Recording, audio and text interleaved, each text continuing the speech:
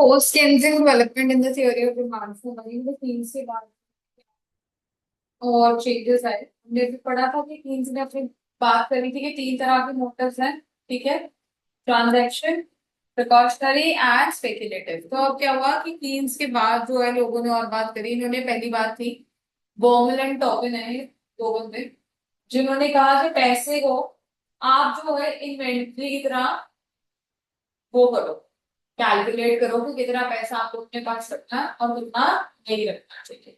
तो ये जो बॉमल और टॉबिन है, इन्होंने ट्रांजैक्शन मनी को ही आगे एक्सपैंड किया। ट्रांजैक्शन मनी मतलब जरूरत के हिसाब से, जिसको इन्वेंट्री थ्योरेटिक अप्रोच भी बोल देते हैं या फिर रियल कैश बैलेंस भी कहते हैं। क्या कहते हैं? इन्वेंट्री थ्योरेटिक अप्रोच या फिर रियल कैश बैलेंस अप्रोच। ठीक है, तो इसमें इसे कहा कि there are two medias for storing value. दो तरीके से आप वैल्यू को स्टोर कर सकते हैं, एक तो पैसे के तरीके से या फिर इन्वेस्ट कर दो इन फाइनेंशियल एसेट्स। ठीक है, वही बॉन्ड सिक्योरिटीज में इन्वेस्ट करो। दोबारा से इसने कहा वैल्यू को दो तरीके से आप प्रिजर्व कर सकते हो, या तो पैसे के फॉर्म में, नहीं तो फाइनेंशियल एसेट्स के फॉर्म में। तो इसने कहा कि there is a fixed cost of making transfers between money and alternative assets, that is broker charges. इसने सिर्फ एक बात करी, इसने कहा कि अगर हमने पैसे को कहाँ करा, इन्वेस्ट करा सिक्योरिटीज में, तो उसके ऊपर एक खर्चा होगा जिसको हम ब्रोकरेज चार्ज कहते हैं, वो लगेगा। While relatively liquid financial assets other than money, such as bank deposits and other positive returns, the above said transaction cost of going between money and these assets justifies holding. तो कह रहे हैं कि ये जो लिक्विड फाइनेंशियल एसेट्स हैं other than money, bank deposits वगैरह, इनमें रिटर्न तो आता है ना, क्या? ब्याज। ठीक है, लेकिन जो अब हम इसी में पैसा कहीं डाल रहे हैं तो इसमें कॉस्ट भी लगेगी अगर हम कहा करते हैं, इन्वेस्ट करते हैं फाइनेंशियल एसेट्स में। तो इसने बात क्या करी, इसने सीधी सी बात करी, इसने कहा कि अगर हमारे पास एक्स्ट्रा देखो, अब आप क्या करो, कैश बैलेंस की बात। ठीक है, बैलेंस निकालो, हमारे हिसाब से ऑप्टिमल कैश बैलेंस 1 लाख है।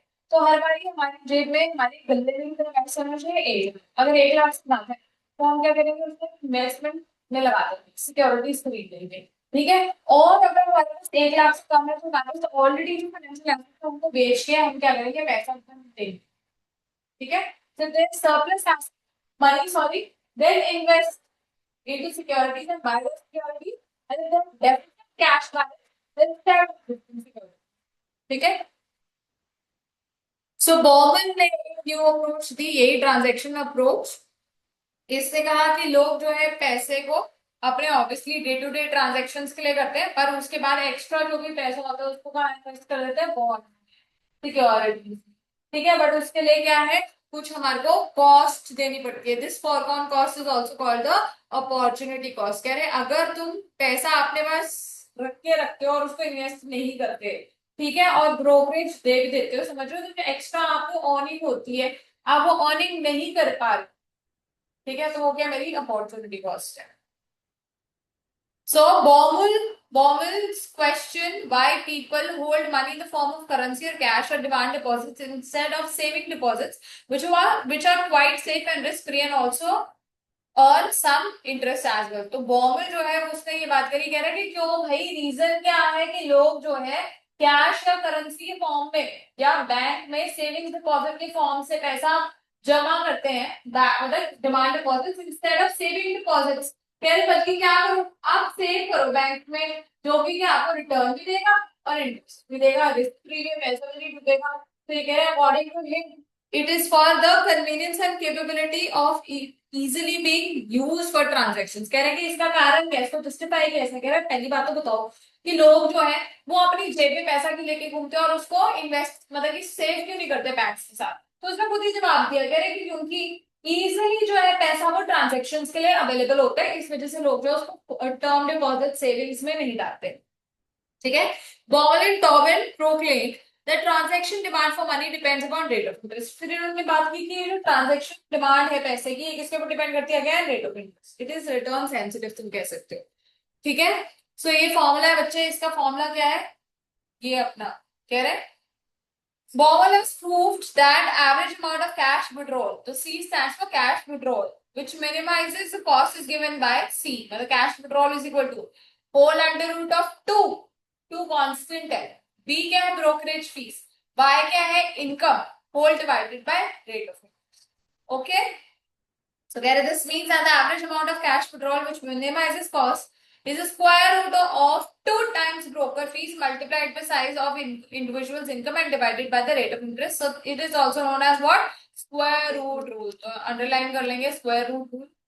कर लिया हुआ है? ठीक.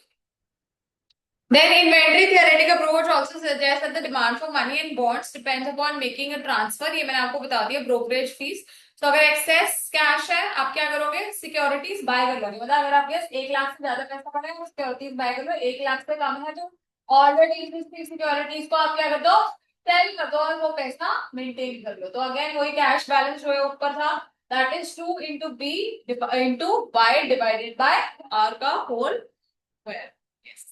Next is Friedman's restatement of the quantity theory. तो जो पहली हमने quantity theory of money QTM पढ़ा था उसी के रीस्टेटमेंट रीस्टेटमेंट दोबारा से लिखी गई है.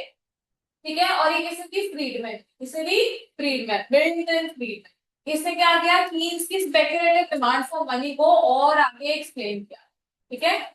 सो इसे कहा ही extended speculative money demand within the framework of asset price theory. Friedman treats the demand for money as nothing more than the application of more general theory of demand for capital assets. Demand for money is affected by same factors, namely permanent income and returns on assets. तो इसने क्या बात करी इसे Keynes की speculative demand क्या थी speculative motive क्या था कि अगर आपके पास एक्स्ट्रा पैसा है तो आप क्या करेंगे सिक्योरिटीज बाय करो. ठीक है. क्यों क्योंकि मुझे क्या करना है प्रॉफिट्स कमाने. ठीक है. सो इसने मिल्टन फ्रीडमैन ने इसको आगे और ज्यादा लिया इसमें चलो जी सही बात करो लेकिन यहाँ पे जो है हम कैपिटल एसेट्स में इन्वेस्ट करेंगे नॉट जस्ट फाइनेंशियल. ठीक है.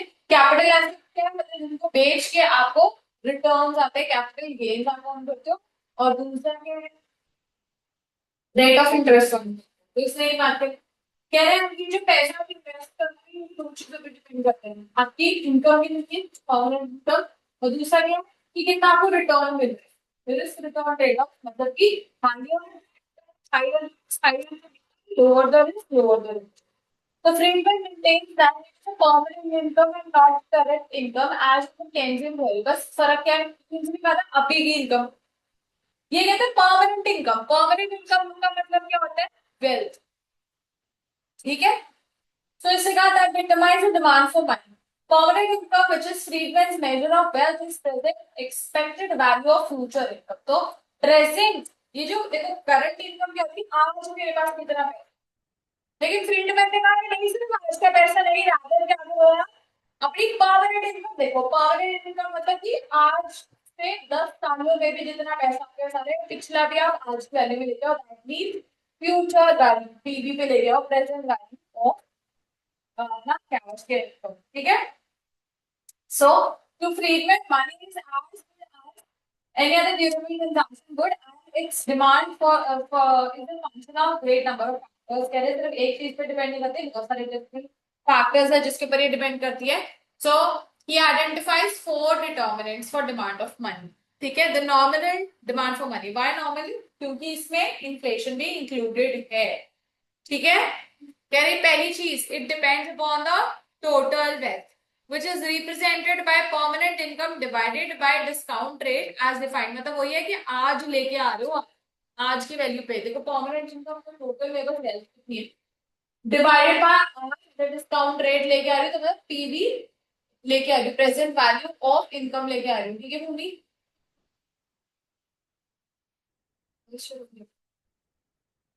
ट्रेन नंबर बताओ 8.1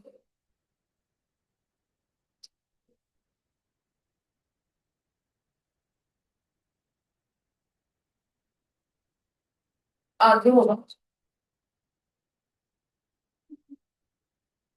सो इसने कहा कि परमानेंट इनकम को आप जब रेट ऑफ इंटरेस्ट से डिवाइड करेंगे तो क्या आ जाएगा आपके प्रेजेंट वैल्यू आ जाएगी और फ्यूचर इनकम.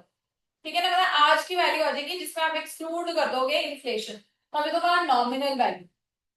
ठीक है. विल डिपेंड अपॉन पहली चीज permanent income divided by rate of interest. ठीक है, तो मतलब आप क्या कर रहे हो, आज की वैल्यू निकाल रहे हो, उसमें से नॉमिनल हटा। दूसरी चीज, it is positively related to the price level, obviously if the price level rises what rises, demand for money rises, ये तो सिंपल बेसिक चीज है। Next, it also rises if the opportunity cost of holding money, that is returns on bonds and stock, decline and vice versa। तो obviously अगर तो हमारा return on bonds कम हो जाता है, मतलब मेरे को रिटर्न नहीं मिल रहा, तो मैं क्या बॉन्ड्स में इन्वेस्ट करना चाहूंगी? नहीं। तो कह रहे हैं अगर अपॉर्चुनिटी कॉस्ट कब बढ़ती है, जब रिटर्न बढ़ता है बॉन्ड्स पे। तो रिटर्न अगर बढ़ेगा then I would obviously want money to invest in bonds, otherwise reduce. So next, inflation, it is influenced by inflation. Positive inflation rate reduces the real value of money and thereby increases the opportunity cost of holding money. Yes or no? फालतू में पैसा हाथ में रखे रखूंगी तो क्या उसमें अंडे देने? नहीं। इफ मैं उसको इन्वेस्ट करूं कहीं तो उसकी value with the increase in inflation बढ़ेगी। तो ये भी चार बातें गई। तो पहली चीज क्या है, total wealth divided by discount rate पे डिपेंड करती है। दूसरी चीज क्या है, प्राइस लेवल पे। तीसरी चीज अपॉर्चुनिटी कॉस्ट पे, और चौथी चीज किस पे, इन्फ्लेशन पे। ठीक है, ट्रीटमेंट ने ये बातें करी। Then demand for money as a behaviour towards risk, ये लास्ट है। ये जेम्स टॉबिन जो ऊपर था ना, बॉर्मेल एंड टॉबिन, जिसने इन्वेंटरी अप्रोच दी थी, उसमें से टॉबिन उठ के आया और इसने कहा कि चलो जी, अब जो लोग है ना, लोग वो ज्यादा पैसा ऑब्वियसली प्रेफर करते हैं than लेस, ऑब्वियसली, है ना। According to him, an investor is faced with the problem of what proportions of his portfolio of financial assets he should keep in the form of ready money and what in the form of investment such as bonds। तो कह रहे हैं अब इंसान जो है obviously पहली चीज तो वो ज्यादा से ज्यादा हर चीज चाहता है। अब उसके पास प्रॉब्लम क्या है कि उसको पैसा कितना अपने पास रखना है इन the form of free cash, और दूसरा कि उसको इन्वेस्ट कितना करना है in the financial assets. Portfolio समझते हैं एक बास्केट है जिसमें डिफरेंट सिक्योरिटीज मैंने रखी हुई है, तो मुझे किस तरह की सिक्योरिटी चाहिए, किस तरह का, मतलब कितना कैश चाहिए और कितना मुझे इन्वेस्ट करना है, वो मेरा क्वेश्चन है। ठीक है, so इसने कहा an individual's portfolio may consist of more risky assets such as shares, yes or no, and less risky also like government bonds, yes or no। So according to Tobin, when individuals are faced with various safe and risky assets, they diversify their portfolio and bring it into a combination। ठीक है, तो वो portfolio ऐसे maintain करते हैं जिसमें high risk and high return भी हो, at the same time low risk and low return, ताकि क्या है, बैलेंस पैसा आ जाए। ऐसा नहीं कि कुछ रिटर्न ही नहीं आ रहा है या बिल्कुल ही पैसे जितने डर है कि बिल्कुल ही उड़ जाएंगे। तो हमारे पास क्या, एक बैलेंस्ड पोर्टफोलियो होना चाहिए। Clear? According to Tobin, an individual's behavior towards risk aversion means that they prefer less risk to more risk at a given rate of return। अगर मैं डरपोक हूँ, क्या मैं क्या होंगी, रिस्क अवर्स होंगी, somebody who avoids risk। ठीक है, so if I am risk averse, मैं रिस्क लेना चाहूंगी क्या? नहीं। रिस्क नहीं लेना चाहूंगी तो क्या, अगर रिस्क नहीं होगा तो फिर रिटर्न मिलेगी मेरे को ना। ठीक है, ऐसे ही an individual who chooses to hold a greater proportion of risky assets like bonds and shares in his portfolio, then he will be earning obviously higher rate of average return, yes or no? Yes, क्योंकि high risk high return, so high degree of risk की वजह से high returns आएंगे मेरे पास। In another case, मैंने आपको बता दिया, individual who in his portfolio wealth holds only safe and riskless assets, तो उसको रिटर्न भी कम मिलेगा। देयरफॉर पीपल क्या करते हैं, इन दोनों का मिक्स अपने पास रखते हैं, कुछ रिस्की और कुछ रिस्क लेस या लो रिस्क इन्वेस्टमेंट्स अपने पास रखते हैं, ताकि रिस्क भी कम, मतलब बैलेंस्ड हो और रिटर्न्स भी okay. Clear? Tobin's liquidity preference function, so कह रहे Tobin derived his liquidity function showing the relationship between rate of interest and demand for money। ठीक है, ये कहता है कि रेट ऑफ इंटरेस्ट और डिमांड फॉर मनी के ऊपर डिपेंड करता है। He argues that with the increase in rate of return on bonds, individuals will obviously, what would they want? They want to hold their money in the form of bonds। अगर rate of interest bonds पे ज्यादा है तो मैं पैसा कहाँ लगाना चाहूंगी? बॉन्ड्स पे। Very good.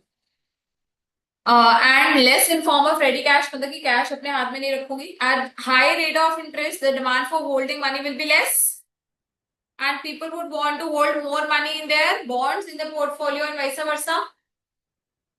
Next is Tobin's portfolio approach, demand for money as an asset slopes downward where horizontal axis shows the demand for money। यहाँ पे क्या कह रहे हैं, ये ऐसे suppose एक demand curve है, ये क्या है, डिमांड फॉर मनी, और ये रेट ऑफ इंटरेस्ट है। अगर रेट ऑफ इंटरेस्ट ज्यादा है, if the rate of interest is more, would people want to hold money in their hands?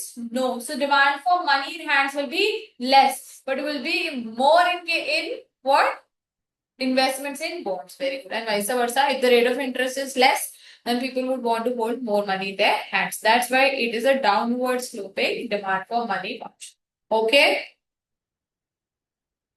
So अब एक और क्वेश्चन आता है, Tobin's liquidity preference theory has been found to be true by empirical studies. Empirical means practical studies to conduct measure interest elasticity of demand for money as an asset. कह रहा है, अगर से सपोज मनी क्या है, एक asset है, तो वो कितना ज्यादा इलास्टिक है, it is highly elastic for interest. That means if interest increases, people would want to invest their money in form of bond and hold less cash.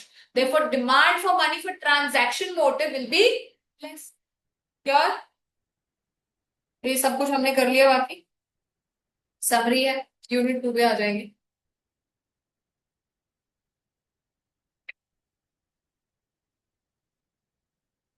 Monetary policy setting का नाम किस apply है, बता सकते हैं.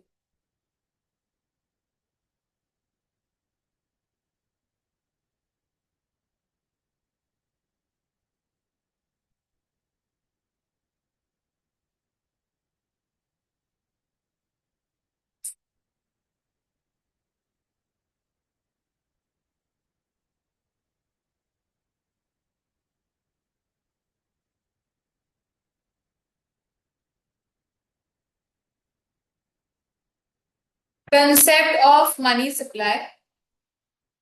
सो सबसे पहले सोर्सेस देखेंगे, measurement, determinants and then concept of money multiplier, which is the most important. Money supply is a stock concept, whereas change in money supply is a flow concept. You can expect an MCQ from it. What's as simple as this MCQ can be. लिख लो, नहीं लिखा होगा.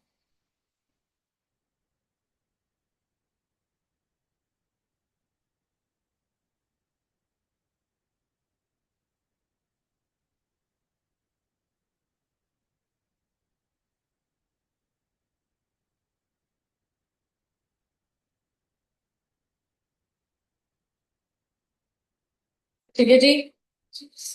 Next, money के वही same functions बोला, medium of exchange, store of value, unit of account and for deferred purpose, that is future purposes. Yes. So अब ये देख लोगे, ये थोड़ा सा है समझने वाला कंसेप्ट. देखो, मनी सप्लाई कह रहे हैं, आरबीआई कैसे अपनी मनी सप्लाई बताएगा. ये आपको एक तो दिखा रहा है आउटस्टैंडिंग एज ऑन 31 मार्च 2022, और 6 महीने बाद की इसने फिर दोबारा से एक मेंटेन की हुई December 30 की. ओके, 2022. इसे कहा M3. M3 क्या होता है, C plus DD plus OD plus time deposits. ठीक है, तो इसका मतलब सिंपल सी बात है, currency with public INI in the form of in their hand with the banks in the form of demand deposits. Bank के पास दूसरों का पैसा, फॉरेन इंस्टीट्यूशंस वगैरह का, और साथ में बैंक के पास पब्लिक का पैसा ऐसा जो कि लॉक इन टाइम पीरियड के लिए है. ठीक है, सो इसे ये देखो लिखा हुआ है C, that is currency with the public, इसमें इतना है. Demand deposit, time deposit and other deposit. ठीक बात है, ये M3 है पूरा. Then net bank credit to the government sector. अब कह रहे हैं कि अगर से, अब वो देखो, अब ये आरबीआई की वो है, खाता है. एक तो वो ये दिखाएगा कि पब्लिक के पास कितना पैसा है, दूसरा वो ये दिखाएगा ना कि मैंने बैंक मतलब कि कितने गवर्नमेंट सेक्टर को पैसे ट्रांसफर किए, जो कि हम अपने M1 M2 M3 M4 में नहीं लेते. यस और नो, नहीं लेते. लेकिन बैंक अपने खातों में तो दिखाएगा ना कि मैंने सरकार को भी कितने पैसे ट्रांसफर कर रखे हैं. सो वो क्या करेगा, net bank credit to government sector. उसमें क्या, आरबीआई ने कितना दे रखा है गवर्नमेंट को, और दूसरे कमर्शियल बैंक्स ने कितना कितना गवर्नमेंट को दे रखा है लोन. ठीक है, other banks can also lend money to the government. Bank credit to commercial bank. आप कह रहे हैं कि बैंक क्रेडिट जो मतलब कि आरबीआई ने कमर्शियल बैंक्स को लोन दिए हुए. ठीक है, सो आरबीआई ने जो दे रखे हैं दूसरे बैंक्स को वो है, और दूसरे बैंक्स को कितने लोन दे रखे हैं वो. Okay. Net foreign exchange assets और बैंकिंग सेक्टर. अब हमने कितना, बैंकिंग सेक्टर ने कितने फॉरेन में एसेट्स वगैरह रखे हुए हैं, कितना फॉरेक्स बैंक के पास पड़ा है, वो आ गया यहाँ पे। ठीक है जी।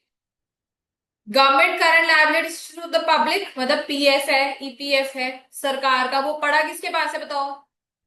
बैंक्स के पास है ना। नहीं देखो, गवर्नमेंट के नाम पे है, गवर्नमेंट के अकाउंट में, पर पड़ा किसके पास है? आरबीआई के पास है ना। देखो, एक तो इसने ये दिखाया कि सरकार को मैंने कितना लोन दिया और कमर्शियल बैंक से कितना लोन लिया, उसके अलावा सरकार का कितना और पैसा हमारे पास इस तरीके का है जो कि दूसरे पब्लिक को वापस करना है। ठीक है। Then banking sectors net non monetary liabilities. ठीक है। नॉन मॉनेटरी लायबिलिटीज मतलब और किसी और फॉर्म में अगर कोई पैसा पड़ा, मतलब कि कोलैटरल सिक्योरिटीज वगैरह कोई पड़ी है वो। ठीक है। Of which net non monetary liabilities of RBI, कह रहे अब ऐसा कुछ पैसा बैंकिंग सेक्टर का, दूसरे बैंक का, और इसमें से आरबीआई का भी जो अलग है। ठीक है। तो ये सारे का सारा पैसा या नॉन मॉनेटरी फॉर्म में आरबीआई के पास कुछ पड़ी है assets liability।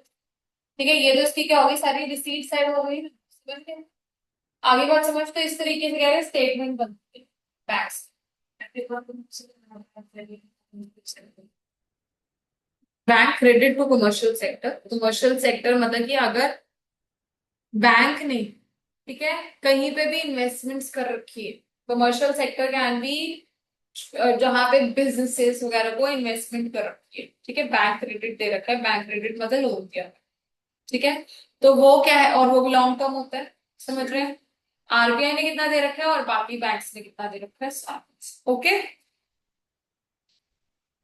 M3 is broad money underline, this can be an MCQ. M3 को हम ब्रॉड मनी बोलते हैं, और ये मैंने आपको फॉर्मूला 10 बार बता दिया इसका। That is M1 plus time deposits, M2 is M1 plus saving deposits. ये मैंने बताया था ना। M1 क्या होता है हमारा, currency with public demand deposits and other deposits, and M3 is the broad money. ठीक है ना बच्चे? So it includes currency deposits with an agreed maturity up to 2 years, deposits redeemable at a notice of 3 months, and repurchase agreements, money market funds, shares, units, and debt securities up to 2 years. So कह रहे हैं M3 में हमारे पास ऐसे currency deposits भी होते हैं जिनकी मेच्योरिटी वाली 2 साल तक। ठीक है। उस और या फिर कुछ ऐसे डिपॉजिट्स भी हैं कि अगर मैं चाहूँ मुझे पैसे अपने वापस चाहिए, तो मुझे क्या करना पड़ेगा, इंटीमेट करना पड़ेगा बैंक को, और बैंक मुझे 3 महीने के बाद देगा। ठीक है। Withdrawable after a notice of 3 months. Okay, you don't have to learn all these things. Repurchase agreement means वही रेपो रेट। ठीक है। रेपो रेट क्या आता है, जहां पे मैंने पैसा अपना आपसे उधार लिया और आपको सिक्योरिटीज दी और कहा कि at future date I will repurchase my own securities at so and so price. ठीक है। So that is a repurchase agreement. फिर छोटी मोटी डेट सिक्योरिटीज वगैरह जो कि 2 साल में रिडीमेबल होती है। फिर देन आ जाओ, the term public is defined to include all the economic units. कह रहे पब्लिक में क्या क्या आती है, household, firms, institutions, except for the producers of money. And who are the producers of money two? RBI मतलब and commercial bank, that is banking system, and the other one is MOF. ठीक बात। RBI में commercial banks भी आ गए ना, तो number one banking system, और दूसरा क्या है, गवर्नमेंट, एमओएफ। इन लोगों को छोड़ के बाकी सारे पब्लिक में आते हैं। Clear? So government in this context includes every government, चाहे वो सेंट्रल गवर्नमेंट है, स्टेट गवर्नमेंट है, या लोकल बॉडीज है। एंड बैंकिंग सिस्टम में RBI and all of the commercial banks. ठीक है। उसके बाद that is deposits from money which can be withdrawn by cheque, mainly CASA, that is current account saving account deposits. ठीक है। The word public is inclusive of all the local authorities, non-banking financial institutions, non-departmental public sector undertakings, foreign central banks। तो मतलब बाकी सारी चीजें आ जाएंगी public में। ठीक है। लोकल अथॉरिटीज देखो यहाँ पे, लोकल बॉडीज, लोकल बॉडीज होती है जो कि कॉन्स्टिट्यूशन द्वारा बनाई गई। लोकल अथॉरिटीज अलग होती है, लोकल अथॉरिटीज हो गई आसपास की जहाँ पे गवर्नमेंट है ऑथोराइज कर। यस। ठीक है। तो परीक्षा सेंटर चाहिए यहाँ। ठीक। तो एनबीएफसी, ठीक है, नॉन डिपार्टमेंटल PSUs। ठीक है। इसमें directly central government state government नहीं लिखा। ठीक है। पर उनका इन्वेस्टमेंट है मिनिमम 26% की। फॉरेन सेंट्रल बैंक्स, यहाँ पे अगर कोई है तो वो बैंक गवर्नमेंट थोड़ी ना होगी हमारी, वो भी पब्लिक में आएगा। IMF ने बात करी थी, अदर डिपॉजिट्स कहाँ आएगा, पब्लिक में आएगा। ठीक है, जो के पास hold part of Indian currency in form of India या किसी भी तरीके से, राइट। ओके, चलो आगे। So, rationale of measuring money supply, number one, it facilitates analysis of monetary development in order to provide deeper understanding of the causes of money growth. कह रहे पहली चीज तो हमें क्या बताएगा, मतलब कह रहे कि मनी सप्लाई को मेजर ही क्यों कर रहे हो, क्योंकि ये आपको ये बताएगा कि कितना पैसा जो है ग्रो हुआ है, मॉनेटरी सप्लाई कितनी ग्रो हुई है। Number one, what are the causes for growth of money, is it inflation और is it because of some growth, ठीक, लाइक अदरवाइज कि जीडीपी इंप्रूव हुआ है through new goods and services. Second is, it is essential form of monetary policy perspective as it provides a framework to evaluate whether the stock of money in the economy is consistent with the standard of price stability and to understand the deviations from the standard. The central bank all over the world adopts a monetary policy to stabilize price level and GDP growth. So this is mainly achieved by managing the quantitative data base. The success depends largely on controllability and monetary policy. कुछ नहीं है, simple सी बात है। ये आपको एक तो चीज क्या बताएगा कि हमने एक स्टैंडर्ड प्राइस सेट कर लिया, उससे कितना डेविएट कर रहा है हमारा मनी, कितना इन्फ्लेशन या फिर डिफ्लेशन आया, ठीक है, और उसके बाद चेक लाने के लिए और क्या कर रहे हैं, स्टेबिलिटी मेंटेन करने के लिए, ताकि जीडीपी में unnecessary growth due to nominal GDP ना हो, it is rather due to, ठीक है, जो ग्रोथ है वो हमारी नॉमिनल ना हो, रादर रियल हो, तो वो जो स्टेबिलिटी लानी है उसके लिए भी हम मनी सप्लाई जो है काउंट करते हैं, क्योंकि ज्यादा money supply means more inflation, clear, and more inflation means that your nominal will variate hugely from your real, which is obviously not a good thing. We do not want inflation to be very high or low. We want it to be increasing at a moderate or a stable rate. ठीक है, तो इस वजह से price के clear. So what are the sources of money supply? Number one, central bank, ठीक है, and दूसरा supply responses of commercial bank with the credit creation, ठीक बात है। So पहली बात क्या थी, supply of money in the economy depends upon the decision of the central bank on authority conferred on it, that means through monetary policy or through deficit financing, जो हमारा central bank money supply को change कर रहा है। दूसरा, supply responses of the commercial bank of the country to change policy initiated by central bank, मतलब जो central bank है उनको बोला कि आप क्रेडिट जो है रैशन कर दो, ठीक है, या फिर आप बैंक रेट में आपका बढ़ा लो, आगे इंटरेस्ट रेट्स बढ़ा दो, तो इनके थ्रू भी तो मनी सप्लाई चेंज होती है कि नहीं होती, तो कह रहे हैं ये दोनों रिस्पॉन्सिबल है directly for change in money supply. Okay, so money either has intrinsic value or represents title to commodities that have intrinsic value.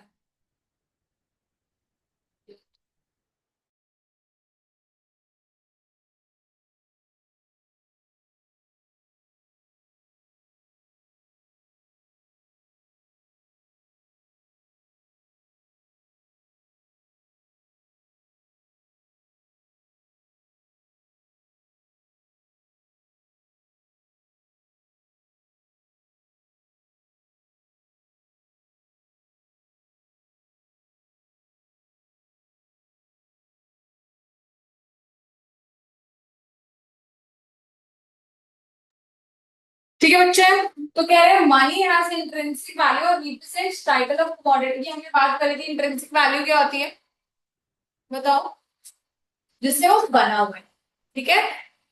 सो इससे हमारे को पता चला कि क्या एक्चुअल में वैल्यू रहनी है। In modern economies currency is a form of money that is sorry issued exclusively by sovereigns and is a legal tender. ये सारी बातें हम फर्स्ट पीरियड में कर चुके हैं। लीगल टेंडर क्या होता है, जिसको लॉ होता है कि दिस इज मनी।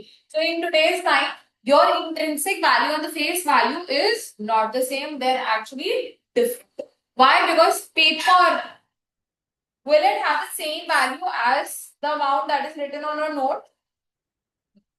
हाँ, कागज के 1 रुपए से भी कम का आ जाएगा, लेकिन अगर मैं उसके 500 के नोट बना दूं 10, क्या वो सेम वैल्यू के हैं कि अलग अलग वैल्यू के? नहीं, अलग अलग वैल्यू। तो ये बातें करेंगे not important.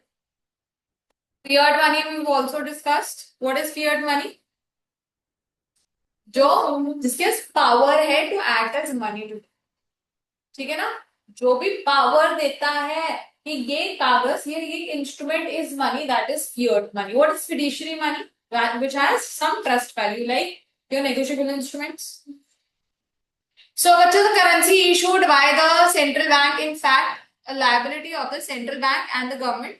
Therefore, the principle is that it must be backed by a value of assets mainly consisting. तो ये भी हमने बात करी थी जब हम छोटे थे +2 में कि अगर गवर्नमेंट को डेफिसिट फाइनेंसिंग करनी है, क्या वो कितने भी पैसे छाप छाप के कर सकता है क्या? सर्कुलेट नहीं। पहली बात तो सिर्फ प्रॉब्लम होती है जो कि इन्फ्लेशन की। दूसरी चीज क्या, उतने हमारे को गोल्ड रिजर्व्स रखने पड़ते हैं बैंक को। ऐसे ही छाप सकता आरबीआई है, उसको गोल्ड रिजर्व्स अपने पास मेंटेन करने पड़ते हैं to ensure that we have some value. ठीक है, सो कह रहे it must be backed by equal value of assets mainly consisting of या तो गोल्ड या फिर फॉरेक्स। पहले वाले टाइम पे गोल्ड रिजर्व होते थे जिसको हम ब्रेटन वुड जिसको हम गोल्ड स्टैंडर्ड कहते थे। आज के टाइम में ब्रेटन वुड सिस्टम चलता है, that means you have to maintain some forex, ठीक है, foreign exchange which is usually in the form of which currency? It's USD, US dollars. Okay. So in practice, however, most countries have adopted a minimum reserve system, जहां पे central bank जो है वो क्या करेगा, issue करने से पहले आपको पहले क्या करना पड़ेगा, कुछ क्या करना पड़ेगा बेटा बताओ, रिजर्व्स मेंटेन करने पड़ेंगे। किस फॉर्म में रिजर्व्स मेंटेन कर सकते हो, गोल्ड या फिर फॉरेक्स। देन बच्चे अब क्या हुआ देखो, हमारा ये वो मनी सप्लाई के बारे में M1 M2 M3 M4 के बारे में दोबारा से नीचे बॉक्स में हम पढ़ेंगे ही पढ़ेंगे। अब मैं आपको बता देती हूँ आगे क्या बात है। कह रहे जैसे से मनी एवोल्यूशन हो रही है ना, पहले हमने बात करी बातों था, फिर हमने बात करी ये कॉइन्स आ गए, ठीक है, गोल्ड और सिल्वर कॉइन्स। अब के टाइम में फिर हमने कहा कि पेपर करेंसी आ गई। अब बहुत रिसेंट क्या है, डिजिटल मनी। यस, तो डिजिटल मनी ये central bank digital currencies issue करते हैं, ठीक है बच्चा। तो देखो आज के टाइम पे पेपर करेंसी से आगे डिजिटल, ठीक है। तो अब ये कह रहे हैं कि इससे हमारे फाइनेंशियल इनोवेशन में हमने वर्ड पढ़ा था, फाइनेंशियल इनोवेशन क्या था, जहाँ पे डिजिटल हो रही है, right. And advancement in technology has made it possible for the development of new forms of money through what? Through your CBDC.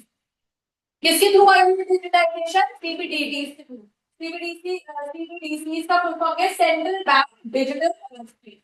Central bank digital currency. Are they widely used? Yes. Are they acceptable as a medium of exchange? Yes. Are they legal tender? Absolutely yes. ठीक बात है। So ये कह रहे recent innovations in CBDCs, अब ये जो है it has obviously its own pros and cons। pros क्या देखो, बहुत ease है, बहुत क्विक ट्रांसफर्स है, the need for holding and carrying cash is now less, ठीक है, बैंक के पास सेफ भी है, black currency black money sorry उसकी सर्कुलेशन खत्म, करप्शन भी कंपैरेटिवली कम हो गए, व्हाइट मनी ज्यादा रहता है।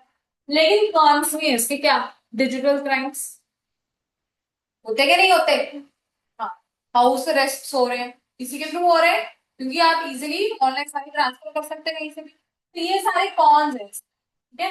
तो कह रहे धीरे धीरे ऑब्वियसली थोड़ा सा बेटर हो रहा है, बट फिर भी इसके अपनी खुद की प्रॉब्लम्स लेके चल रहे हैं। तो ये कह रहे हैं आजकल के टाइम में ये डिजिटल रुपी रुपी हो गया विद मिनिमल और more destruction of the financial system. हमें आपको क्या बार बार बैंक के बाहर जाना है क्या, बैंक अकाउंट डाउनलोड किया, उसको बैंक के साथ लिंक कर दिया और एक सेकंड में ट्रांसफर करो। Currently, we are at the forefront of watershed movement in the evolution of currency that will essentially change the very nature of money and currency। तो कह रहे हैं आजकल के टाइम पे हम ऐसे तादाद पे आ गए कि हमारे को हर टाइम हाथ में जो है पैसे की या करेंसी की जरूरत है, it is going to completely wash it off. वो पेपर करेंसी सब कुछ everything is going to be digitised.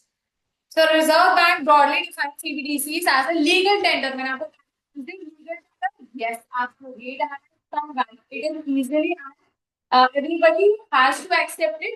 जैसे मर्जी करें, मैं भी आपको कहूँगी मैं पेटीएम है ठीक है, वो मुझे मना कर सकते हैं, पर मैं आपको बैंक में भी ट्रांसफर कर दूँ, क्या मुझे मना कर सकते हो? Why? Because it is legal tender। क्या? So it is akin, akin मतलब अलग, ठीक है, akin का इंग्लिश मीनिंग होता है लाइक, जैसा। So virtual paper currency but it makes different forms exchangeable and far और मतलब कोई इंटरेस्ट थोड़ी ना लगेगा, ब्याज लगेगा उसके ऊपर। अगर मैं आपको बोल रही हूँ कि कैश ना पकड़ाइए, मैं आपके अकाउंट में डालूँ, क्या आप मुझे कोई डिस्काउंट दे रहे हो, मैं आपको इंटरेस्ट दे दूंगा, तो it is exchangeable at par. With existing currency, मतलब अलग, एग्जैक्टली उसी तरीके से। एंड शादी से लीगल टेंडर है स्टोर ऑफ वैल्यू, तो ये कह रहे हैं इसमें सारे पीपीडी कोड जो हमारे डिजिटल करते हैं वो सारे वही इलेक्ट्रिसिटी दे रहे, जो कि हम नहीं दे रहे। पीपीडीसी पूरा पिया ऐसे लग रहे थे हम सेंट्रल बैंक कर, ऑब्वियसली भाई, व्हाई, क्योंकि क्या ये बैंक का पैसा भी हमारा पैसा है, दैट्स व्हाई। क्या रिजर्व है भाई, रिजर्व का होता है, आपके बैलेंस शीट कहाँ से रखते हो, लायबिलिटी में। श्योर, बैंक की सेंट्रल बैंक से आप अपने बैलेंस शीट के ऊपर एक स्टैट देखा था ना, जब मैंने पढ़ाया तो लायबिलिटी साइड की बैंक के थोड़ी ही पैसे हैं, दूसरों के पैसे, ठीक है।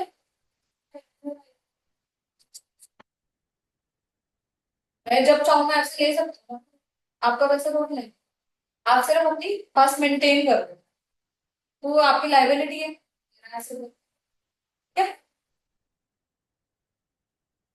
Daily new evolution in money is crypto currencies, ये सबने सुना होगा बिटकॉइंस के, ठीक है। तो ये मैं आपको थोड़ा सा इसका और पीछे लेके चलती हूँ, बुक में कही है fintech, that is finance technology, financial technology, finance जो अभी फाइनेंशियल इनोवेशन की बात कर रहे हैं।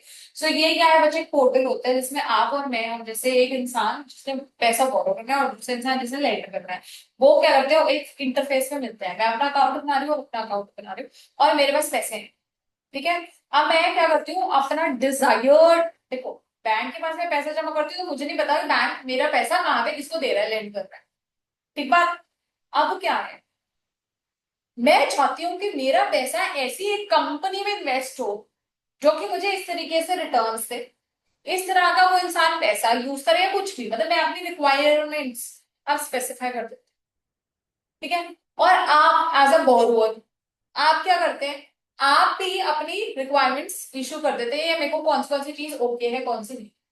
तो क्या होता है, हमारी आपकी और मेरी अगर चीजें मिल जाती हैं, ठीक है, तो क्या करेगा वो इंटरफेस बताएगा that this person is a good investor option for you और this borrower is a good investor option. तो हमारे को वो कुछ देगा, हम लोग अगर पसंद करते हैं तो मैं क्या करूंगी, अपना पैसा फिनटेक में कन्वर्ट करा दूंगी इन the form of crypto currency points, currency है डिजिटल, ठीक है। तो वो मेरे मेरे अकाउंट में, जब मैंने अकाउंट खोला, मैंने आपको पैसे ट्रांसफर करने हैं, तो वो मैं क्या करूंगी, आपको virtually I will be investing money in you, क्या। तो ये है क्या, बस अब बैंक की जगह ये ऑनलाइन एक पोर्टल है, ठीक है, जिसके पास अब रिटर्न में मुझे क्या मिलेगा, इन्वेस्टमेंट सर्टिफिकेट्स या कॉइन्स, ये ठीक है, मैंने यहाँ पे इन्वेस्टमेंट करी है, इनके पास चल जाएगी इन्वेस्टमेंट। फिर हम वो वर्चुअली एकदम जैसे शेयर्स वगैरह हमारे ट्रेड होते हैं, पैसे बढ़ते हैं, रिटर्न्स वगैरह, जैसे समझ रहे हैं आप, अगर कंपनी वो उग रही है, ये जिसके ऊपर मैंने सही सपोज इसमें पैसे लगाए, अगर ये अच्छा काम कर रही है इसकी कंपनी, या ये अच्छा काम कर रही है, तो क्या होगा, हमारे रेट्स बढ़, मेरे वो इंस्ट्रूमेंट के, और इसके पास जो अपने अकाउंट में पैसे मिलते हैं, तो एक बात है, और मुझे रिटर्न भी मिल रहा है। So this is another way, crypto currency, जिसमें कि एग्जाम्पल बिटकॉइन। सो यहाँ पे क्या बच्चे, ये इसकी अभी बहुत ज्यादा वाइड स्प्रेड नॉलेज नहीं है, जैसे पेटीएम गूगल पे तो रेडी वाले भी लेके चल रहे हैं, अनपढ़ से अनपढ़ इंसान, पढ़े से पढ़े लिखे इंसान, सबको नॉलेज है। पर क्या है, आपको लगता है क्रिप्टो करेंसीज की हमारे घर वालों से भी हम पूछ लें जो कि पढ़े लिखे होंगे, उनको नॉलेज है, बहुत कम लोगों को है। तो कह रहे हैं इस वजह से ना अभी अभी के लिए it is not a legal tender, ठीक है। मतलब इफ आई से यू कि भूमि आपको मैंने पैसे देने ना, मैं आपको क्रिप्टो कॉइन्स दे दूं, तो आप मुझे क्लियरली नो कर सकते हो, आप कहोगे मैं नहीं लूंगी क्रिप्टो करेंसी, मैं नहीं लूं भाई, समझ गए।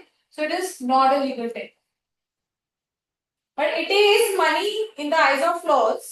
ऐसा नहीं है कि कल को मैंने उसको पैसे दे दिए और ये कहेगी मैरी है। ऐसा नहीं है कि कल को अगर मैं आपको कहूं that I want to discharge my debt and I pay you in the form of crypto currency and you say no, then I am discharge, that's all, you can cell.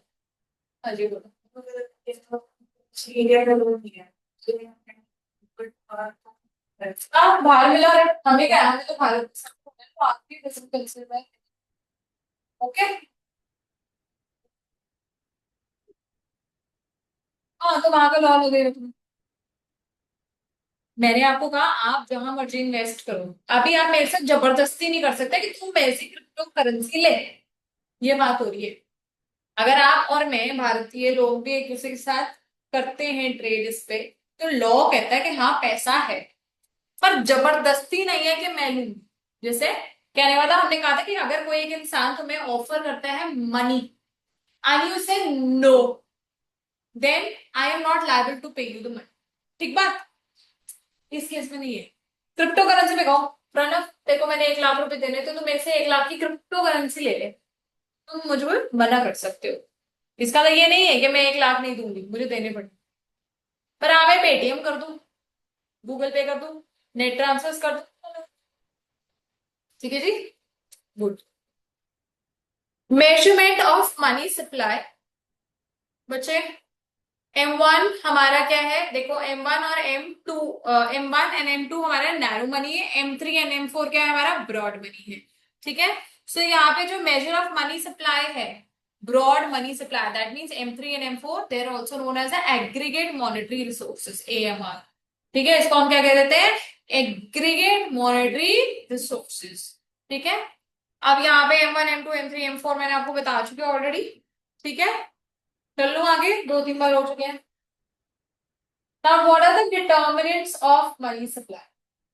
There are two alternative theories of studying money supply. According to the first one, money is determined exogenously by central bank, and दूसरा is determined by endogenously by changes in the economic activity which affect people's desire. So बच्चे दो तरीके हैं, exogenous means external, endogenous means internal। मतलब पहली चीज तो RBI through changing its interest rate can modify the money supply in the economy, yes or no? तो क्या ये मेरे अंदर की सोच या मेरी क्षमता है कि ये बिकॉज RBI ने कंट्रोल कर दिया तो मेरे हाथ से पैसा आ या जा रहा है, हाँ या नहीं? तो ये एक्सोजीनियस है ना, एक्सटर्नल, आउटसाइड माई कंट्रोल। तो RBI जब पैसा सप्लाई, मनी सप्लाई को चेंज करता है, इंक्रीज डिक्रीज करता है, तो वो क्या है, एक्सोजीनियस है। क्या है? Exogenous. Very good. Endo mean something inside me. तो मेरा डिजायर क्या है, if I want to hold money in the form of cash, I want to invest it in the form of financial assets, और I want to invest it in the form of savings. ठीक है ना? सो वो क्या है, वो endogenous है, that is something which is defined by my economic activity, जो कि मेरी डिजायर को इंपैक्ट करे। ठीक है, desire like deposits, rate of interest etcetera. ठीक है ना? देन अब हम ये जो सप्लाई है इसमें भी, अच्छा कंसेप्ट ऑफ मनी सप्लाई पहले पढ़ रहे हैं, एक सेकेंड, वो थ्योरीज बाद में आएंगे ना इसकी, हाँ आएगा, बिहेवियर वाला बाद में आएगा। ठीक है जी, आओ, very important money supply, sorry money multiplier, very very important है। इसमें से 1001% आपको क्वेश्चन देखने के लिए मिलेगा ही मिलेगा। ठीक है, स्टार्ट करो। बच्चे मनी क्रिएट कौन करता है? मनी क्रिएट RBI करता है। क्रेडिट कौन क्रिएट करता है? Commercial banks. आ जाओ, credit creation is a process which is done by commercial banks and money is created by, so money is created by RBI and is a monetary base also known as a high powered money। ठीक है, RBI जो भी पैसा छापता है वो क्या high powered money है, मतलब it has a power of being exchange and called as a legal tender. Banks create money by making loans. ठीक है, और बैंक्स मतलब कमर्शियल बैंक्स क्या करेंगे, क्रेडिट क्रिएशन के थ्रू मनी क्रिएट करते हैं। यही बात मैंने आपको बताई। A bank loan or invests its excess reserves to earn more interest। ठीक है, कैसे करेगा? पैसा बैंक लोन दे देगा या अपने पैसे को इन्वेस्ट कर देगा ताकि और रिटर्न्स मिल सके। A 1 rupee increase in the monetary base causes the money supply to increase by more than 1। यही तो है मनी मल्टीप्लायर। 1 रुपया इन्वेस्ट किया तो रिटर्न कितना आया, many fourth, that is your money supply. ठीक है, more than 1। So increase in the money supply is a money multiplier. How many times my 1 rupee note is going to increase itself by more than 1? So how much? What is the intensity is your money multiplier? ठीक है? So money is either created, either currency held by public or bank deposits। ठीक बात है? मोटा मोटा तो यही ना, उसी को तो हम सर्कुलेट कर पाएंगे। क्या हम 12 लोगों के पैसों को ऐसे छेड़खानी कर सकते हैं? IMF या वर्ल्ड बैंक वाले ज्यादा पंगे नहीं ले सकते। तो बच्चे M money multiplier is your sorry money is equal to, M क्या है, capital money is equal to small M that is a multiplier into monetary base. ठीक है, ओके।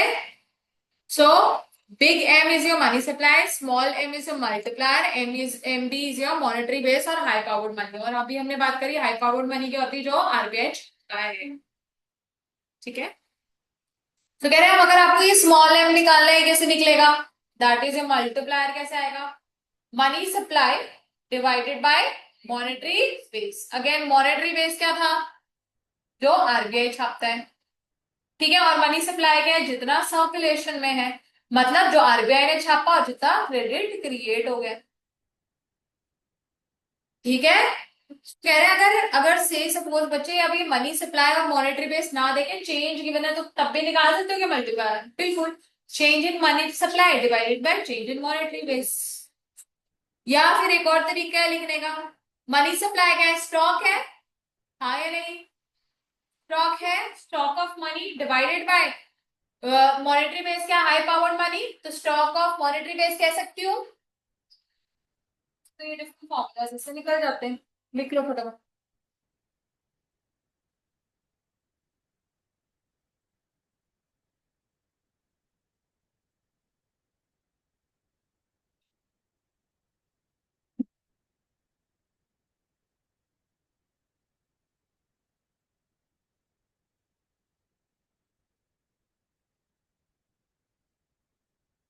चलो आगे। So small M is defined, यही मैंने आपको बता दिया, as a change in the money supply given to change in monetary base. So say suppose कह रहे हैं मनी मल्टीप्लायर आप कैसे निकालोगे, कह रहे हैं अगर आपने 100 रुपया लगाया और आपको रिटर्न में 500 रुपये आए, तो मनी मल्टीप्लायर कितना है, 500 divide by 100 that is 5। Okay, so money multiplier indicates what multiple of monetary base is transferred into money supply. मतलब क्या पैसा है जो कि आरबीआई ने छापा और कितना एक्चुअल में मार्केट में सर्कुलेट हो गया, मतलब क्रिएट हो। ठीक है, तो money supply is creation plus base divided by actual में जितना आया। समझ आ गया कि डेरिवेशंस कैसे हो रही है क्या, देखो सिंपल सी बात है। कह रहे मनी मल्टीप्लायर हमारे पास, या जिसको हम के बोलते थे, सिंपल सी बात है क्या है, आपका आरबीआई ने कितना पैसा छापा एक्चुअल में, और ऊपर आरबीआई के द्वारा छापा पैसा प्लस जो बैंक्स के थ्रू लोन लोन या क्रेडिट क्रिएट हुआ। ठीक है, तो इसको हम टोटल को मनी सप्लाई बोलते हैं कि नहीं बोलते, और जो आरबीआई पैसा छापता है उसको मॉनेटरी बोलते हैं कि नहीं बोलते, तो monetary supply divide by monetary base. दूसरी चीज एक और तरीका है, कह रहे हैं आप चेंजेस ले लो, change in monetary supply change in monetary base, तब भी सेम बात आ सकती है। एक और तरीका बोल दिया, कह रहे हैं आप ये ले लो, ये देखो स्टॉक ऑफ मनी है ये, हाँ या नहीं, मनी सप्लाई है, स्टॉक ऑफ मनी ओनली अभी हमने बात करी, पैसा कितना है मेरे पास, और stock of high powered money, RBI जो छापता है उसको आरबीआई हाई पावर्ड मनी तो बोलते हैं। अब समझ आ गई, दिक्कत परेशानी कोई। So individuals and non-bank corporations never hold money and bank never holds excess reserves। देखो क्यों, what is the reason कि बैंक जो है excess reserves नहीं hold करेंगे। देखो कुछ reserves तो they will have to hold which are mandated by RBI। ठीक है, जो आरबीआई को कमर्शियल बैंक्स को आरबीआई के साथ जमा करना है that is your CRR, and जो अपने पास जमा करके रखना है that is SLR, which total together is known as your LRR, that is legal reserve ratio। ठीक बात है, बता रहे, तो कह रहे वो पैसा तो रखेंगे बट एक्स्ट्रा क्यों रखे भाई, बैंक नहीं रखते। ठीक है, और दूसरी चीज उन्होंने एक और एज्यूम्पशन की है कि हम जैसे लोग भी नॉन बैंकिंग कॉर्पोरेशन जो है वो एक्स्ट्रा पैसा कभी भी होल्ड नहीं करते, हम लोग क्या करते हैं सारा पैसा जमा। ऐसी तो एज्यूम्पशंस पे इन्होंने थ्योरीज जो है आगे चलाई।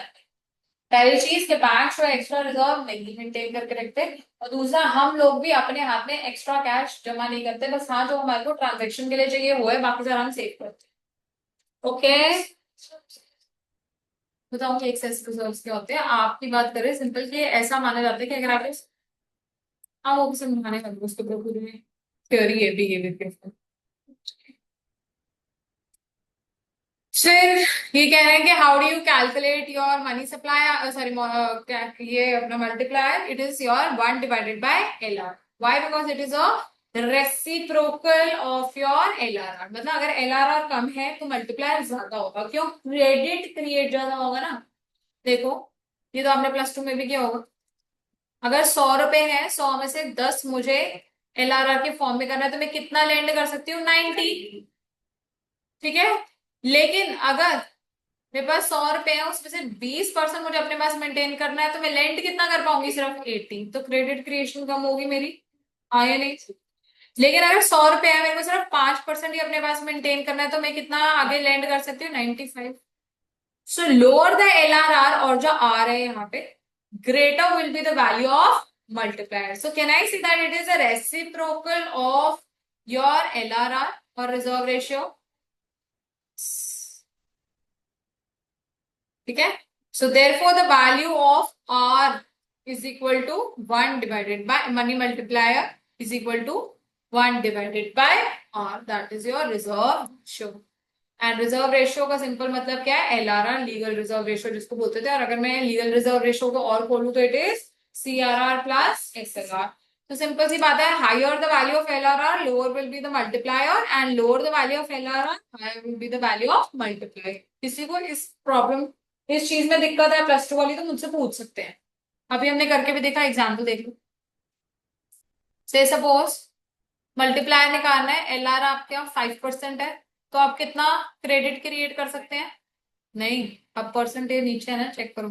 वो तो मैंने बोला था कि कितना दे सकते हो. 20. यस. ठीक है, 20 टाइम्स क्रेडिट क्रिएट होगा. 1/5% करो, या 100/5 करो, इतना है. 5%. LR. अब आप ही बताओ मुझे. अब LRR 20% है भूमि, तो कितना टाइम्स क्रेडिट क्रिएट होगा? ना, 100/20 कर लो, जिसको पॉइंट्स में प्रॉब्लम होती है. So can I say that lower the LRR, higher will be the your multiplier, and higher the LRR, less will be your multiplier process. So it is a reciprocal. हाँ या नहीं? जल्दी लिख लो ये example, ये जो मैंने हरे से में लिखा हुआ है, जल्दी करो और फिर हम आगे चलते हैं.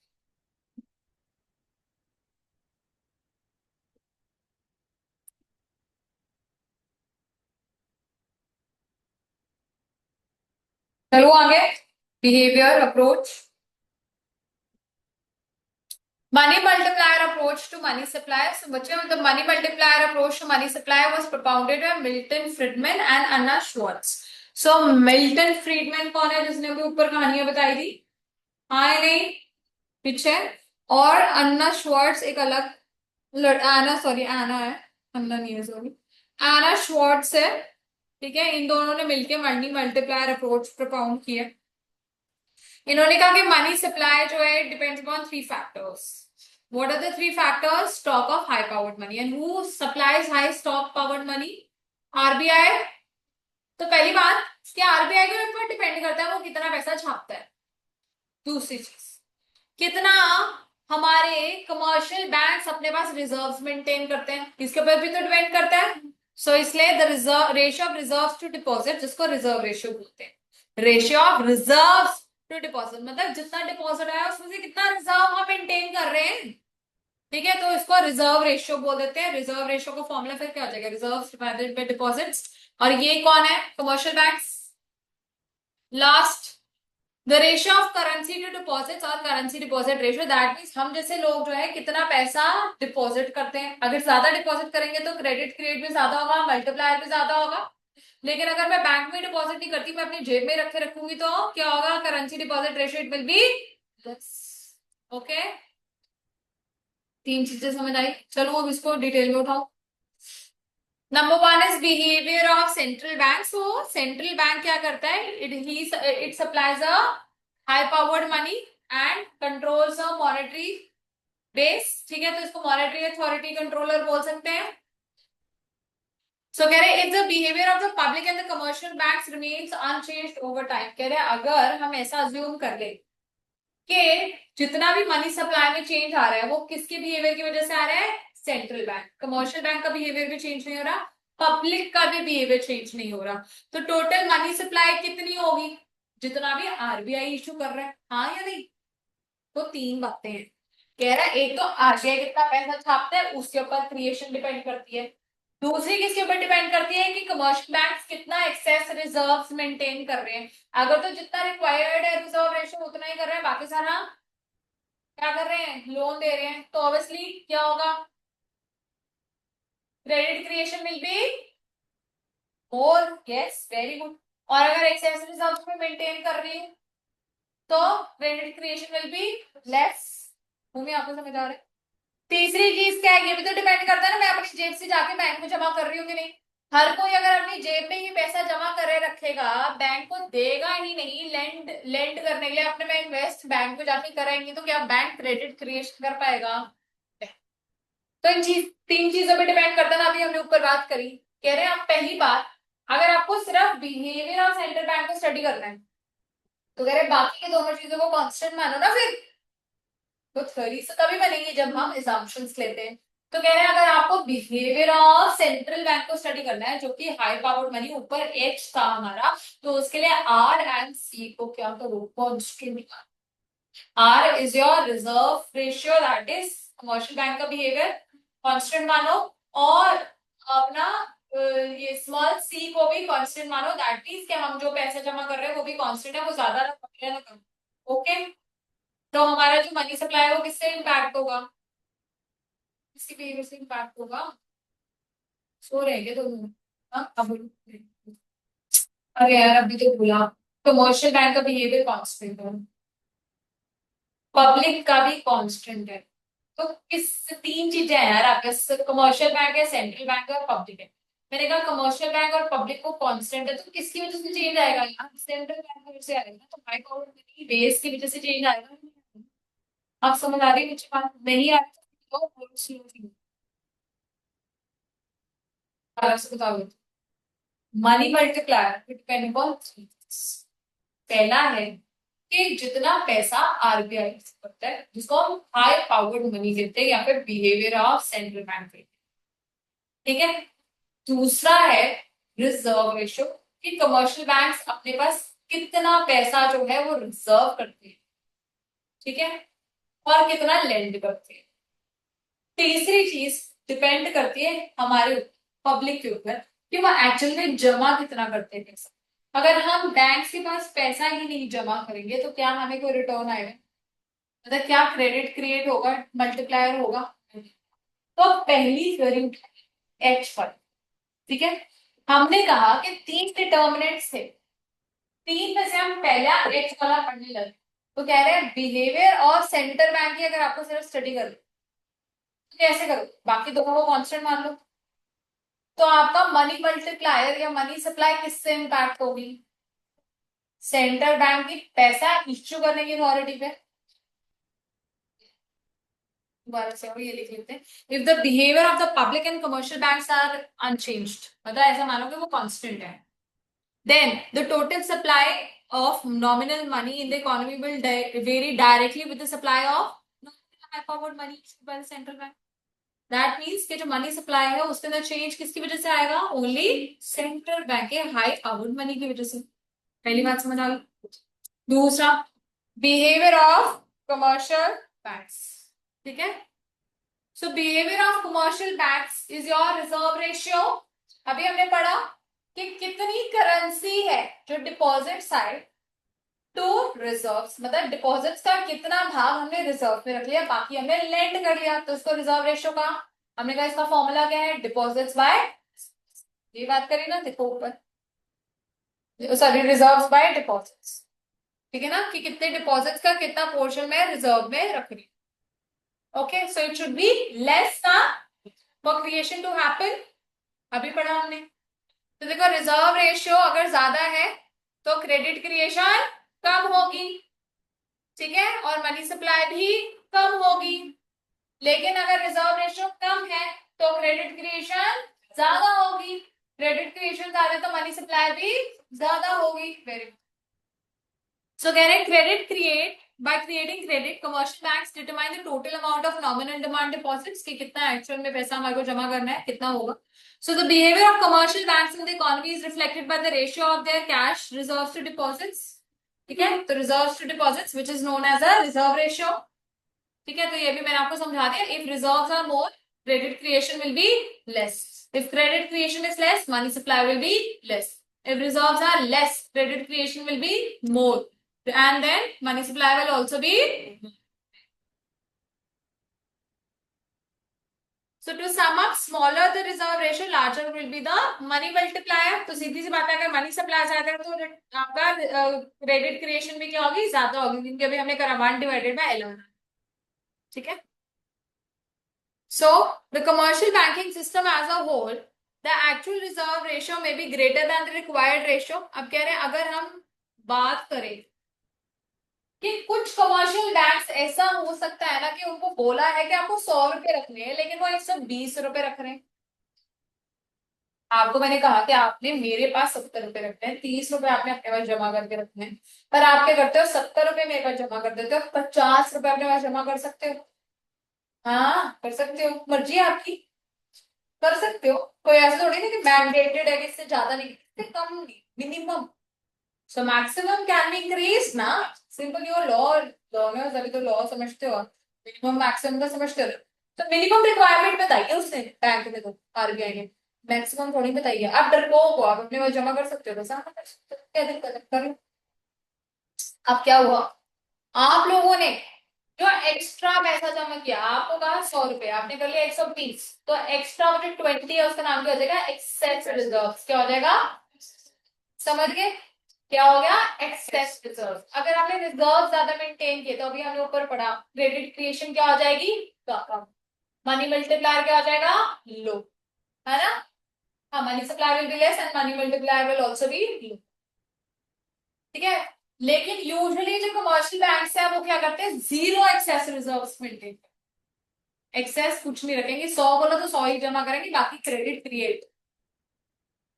But if they want, they can maintain excess reserves।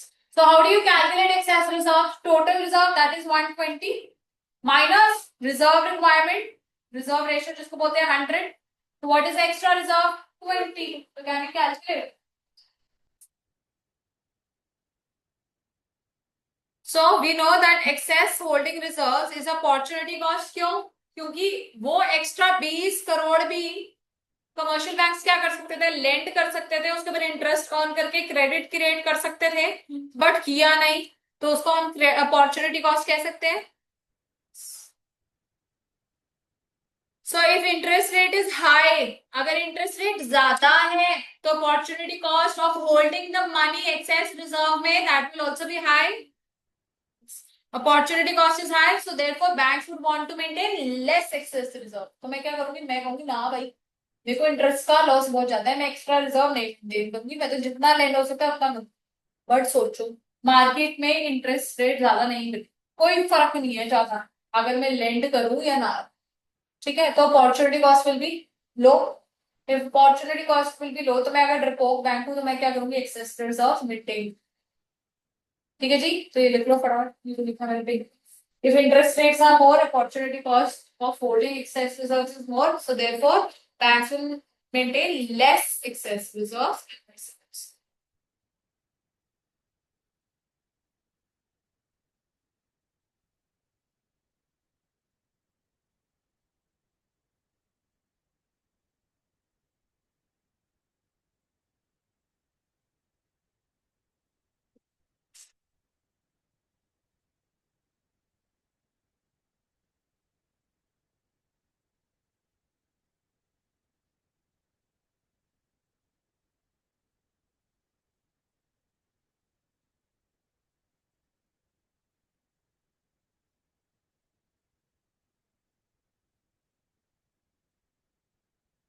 तो कह रहे हैं therefore we conclude that banking system's excess reserve is negatively related to market rate of interest। ठीक बात है ना, अगर मार्केट रेट ऑफ इंटरेस्ट ज्यादा है तो excess reserves will be low.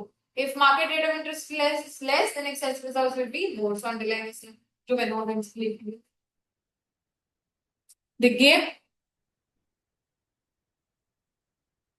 So bank fear that deposit outflows are likely to increase. अगर banks को लगता है कि आज जो है सारे लोग आके पैसे निकलवाने लग जाएंगे, तो मैं एक्सेस रिजर्व मेंटेन करूंगी ना। Yes. So therefore, money supply may become subject to shocks on account of behavior of commercial banks, which may present variations over time, either cyclically or more permanently. तो कह रहे हैं कि जो पैसा जमा किया है कमर्शियल बैंक्स के पास, इससे भी मनी सप्लाई चेंज होती है ना। विच में भी सब्जेक्ट टू शॉक्स, मतलब एकदम चेंजेस। चेंजेस किसके बिहेवियर में होंगे? बिहेवियर किसका पढ़ रहे हैं हम? कमर्शियल बैंक्स का। अगर कमर्शियल बैंक्स ने एक्सेस रिजर्व मेंटेन किए तो क्रेडिट क्रिएशन या मनी सप्लाई कम हो जाएगी, मनी मल्टीप्लायर कम हो जाएगा, एंड वाइस वर्सा। ठीक है, ये बात बोली यहाँ पे। वो साइक्लिकली भी हो सकता है, मतलब कुछ महीनों के लिए बढ़ा सकते हैं एक्सेस रिजर्व, या परमानेंटली हमेशा एक्सेस रिजर्व ज्यादा। ठीक है। For instance, in the times of financial crisis, banks will be unwilling to lend money to small and medium scale industries. Why? Because they have this problem of risking their money in an investment को भी return देना दे time से। ठीक है, तो क्या करेंगे हम? क्रेडिट यहाँ पे कम करके हम अपने सक्सेस रिजर्व मेंटेन करने लग जाएंगे। The lower credit demand can lead to sharp escalation in the monetary growth at the time when central bank pursues a easy monetary policy। अब कह रहे हैं लोअर क्रेडिट डिमांड, अगर डिमांड लोग जो है लोन ले ही नहीं रहे, ठीक है, सो उससे मॉनेटरी ग्रोथ कम हो सकती है। तो उस टाइम क्या होगा? कह रहे हैं कि उस टाइम पे सेंट्रल बैंक जो है इजी मॉनेटरी पॉलिसी लेके आएगा, सो दैट इनकरेज करे लेंडिंग। ठीक है ना, सस्ते रेट ऑफ इंटरेस्ट पे इजी या लो, वेरी लो वो रूल्स एंड रेगुलेशंस पे ही आपको बोल देगा कि कोई बात नहीं, आप आओ और मेरे से लो। ठीक है, and this was in the case of कोविड-19। ठीक है, क्योंकि मार्केट पूरी गिर हुई थी, कोई भी लोग आके पैसा इन्वेस्ट नहीं करना चाह रहे थे, rather they were wanting to hold money, ना ही लोन ले रहे थे, क्योंकि पैसा सबका रुक गया था और सबकी रुकी थी। तो उस टाइम पे सेंट्रल बैंक ने क्या करा? बहुत लो रेट ऑफ इंटरेस्ट पे लोन देने शुरू कर, जिससे दोबारा से हमारी इकोनॉमी रिवाइव होने लगी। Last, behaviour of public. ठीक है, ये अभी हमने बात करी कि कितना पैसा हम डिपॉजिट करते हैं। अगर मेरे पास करेंसी, इसको करेंसी रेशियो कहते हैं ना हम, ठीक है। सो अगर बच्चे मेरे पास करेंसी जो है टू डिपॉजिट, मतलब मैंने एक्चुअल में मेरे में 100 रुपए है, 100 में से सिर्फ मैं 20 रुपए जमा करके आई, तो क्या क्रेडिट क्रिएट हो पाएगा? बैंक्स के पास नहीं हो पाएगा। क्या मल्टीप्लायर हो पाएगा? ठीक है, so it is obviously also dependent upon the behaviour of the public. So as we know that multiple expansion होती है, so therefore bank deposits are being converted into currency. Banks can create only less credit. हाँ या नहीं? कह रहे हैं अगर पैसा ही डिपॉजिट में आ ही नहीं रहा, करेंसी जो है वो डिपॉजिट ही नहीं हो रही, तो क्रेडिट क्रिएशन भी कम होगी, ओवरऑल मल्टीपल एक्सपेंशन भी रिड्यूस हो जाएगी, देयरफॉर मल्टीप्लायर फॉल्स, ये भी समझाया मैंने। So therefore we can conclude that the money multiplier and money supply are negatively related to currency ratio. ठीक है, करेंसी रेशियो का फॉर्मूला क्या था? Currency bye deposits. बैंक चाहता है कि लोग करेंसी अपने पास कम से कम रखें और डिपॉजिट ज्यादा से ज्यादा रखें। अगर करेंसी ज्यादा है, डिपॉजिट कम है, तो क्या होगा? क्रेडिट क्रिएशन नहीं हो पाएगी, मल्टीप्लायर नहीं होगा। ठीक है, so what do banks want? They want currency ratio to be less और लो। ओके, तो ये एग्जांपल दिया, smaller the currency deposit ratio, larger will be the money multiplier. This is because smaller proportion of high powered money is being used as currency, and therefore more is spent in deposited in the bank. If more is deposited in the bank, there will be more credit creation. Okay. Therefore, a larger proportion is available to reserve, which gets transferred into. So, time deposit ratio, that is how much money is kept as time deposit compared to demand deposit, has also an important this thing. An increase in TDDD ratio, that means time deposit by demand deposit, means that greater availability of free reserves and consequent enlargement। मेरी बात सुनो, मैं bank हूँ, हम आपने मेरे पास पैसा जो है डिमांड डिपॉजिट की तरह से जमा नहीं किया, टाइम डिपॉजिट करती है, एफडी जमा करती हूँ, तो क्या मेरे पास फ्री होना? मैं 3 सालों के लिए मैं जहां मर्जी जैसे मर्जी पैसा जमा कर लूं, क्योंकि आप मेरे पास 3 साल से पहले तो नहीं आने वाले अपनी एफडी तोड़वाना। ज्यादातर लोग नहीं आएंगे ना, 90% तो नहीं आएंगे, 95 भी आएंगे रादर। ठीक है, तो मैं क्या फ्री हूं to invest money where I want to, yes enlarge कर सकती हूँ क्रेडिट, मतलब कितने भी टाइम उसको आगे दे सकती हूँ, यस ठीक है। सो कह रहे लो बैंक ये भी चाहते हैं कि टाइम डिपॉजिट ज्यादा हो that demand, okay. So to summarise, अब तीनों की बातें कर ली, कह रहे money multiplier is dependent upon R, excess reserve E, that is your sorry upon R, H होना चाहिए, H of your central bank, E of commercial banks, and C of public. The lower of these ratios are the larger the money multiplier is. तीनों चीजें अगर कम होंगी, मतलब यहाँ पे basically ये H क्या कहना चाह रहे हैं कि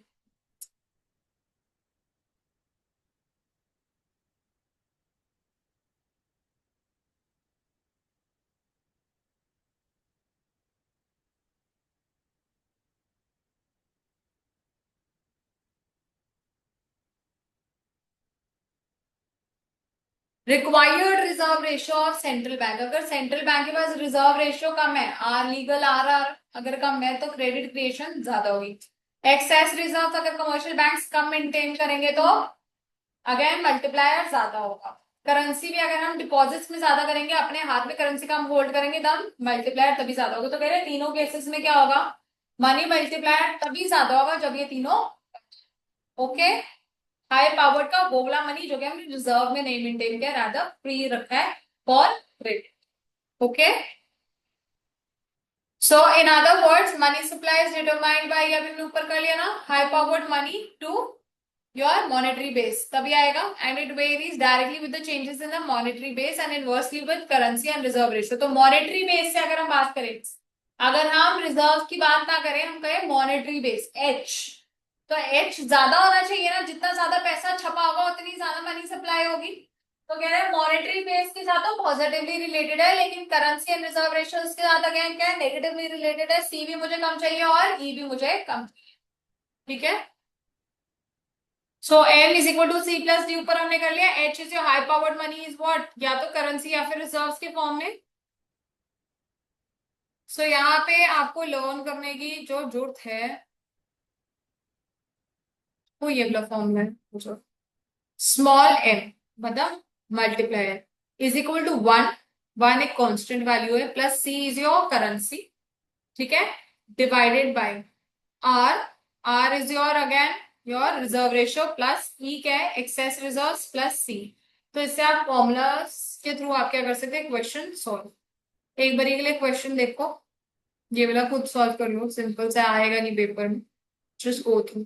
फिर मैं monetary policy and money supply कराऊंगी नेक्स्ट क्लास, नेक्स्ट क्लास में मतलब हमारा सारा खत्म हो जाएगा, ये भी और थर्ड यूनिट भी, ठीक है ना, क्योंकि एक पेज ही रहेगा और थर्ड यूनिट वैसे ही स्मॉल है, प्लस टू वाली ऐसे।